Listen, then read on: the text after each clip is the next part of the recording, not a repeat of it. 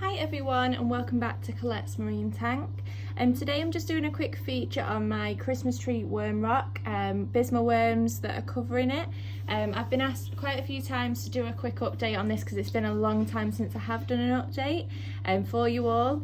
So the Christmas tree worm rock looks great. The only thing that I have noticed has diminished is the varieties on the outer shelling of the rock, which I have been told, and I was told when I bought it, that they would dull down. Once they've come out of the sea, it's very hard to keep those alive on the rock. They do tend to fade and then they'll come back potentially in another year's time. So yeah, as you can see in the white lighting, there is algae covering where the varieties was.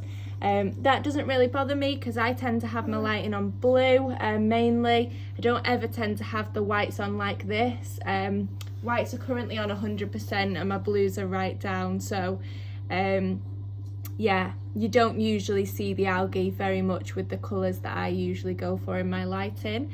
But the reason why I've done this and put the whiting on so bright is because the bisma worms, or the Christmas tree worms inside the rock, are such a gorgeous colour, a variety of colours, and you don't get to see them when they are in blue lighting. So just so that you can all see, for the people that do like the white lighting in the tanks, this is exactly what they look like. What I'm going to do is I'm just going to pop my pipette nearby and just let you see them opening back up once they've been messed with. So you'll see them all pop back down. Then slowly but surely you'll see them pop back up again.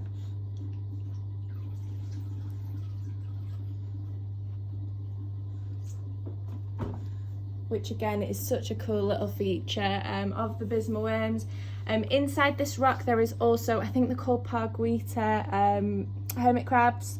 So they live inside the crevices of the rock, and they don't have a shell. Their shell and home is the rock in itself.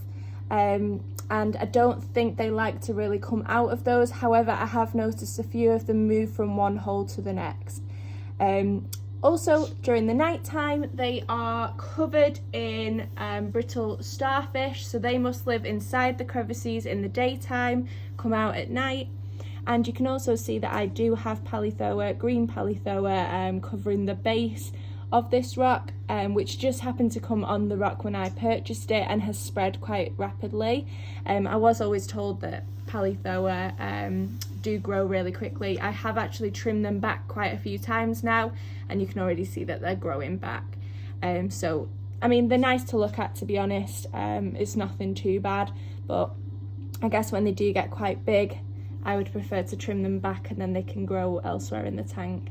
I always trim them within the tank so that the palithoa toxin doesn't come out or anywhere near myself, as it can be quite dangerous. But yeah, so other than that, feeding tips, I tend to feed the Christmas tree worm rock phytoplankton 3 times a week, and tend to do it every 2 to 3 days.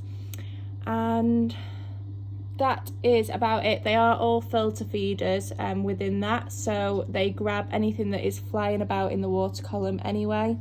So there isn't really a huge amount that you've got to do with a Christmas tree worm rock. They just look very pretty and they eat what's in the water column. They do, however, need phytoplankton to keep going.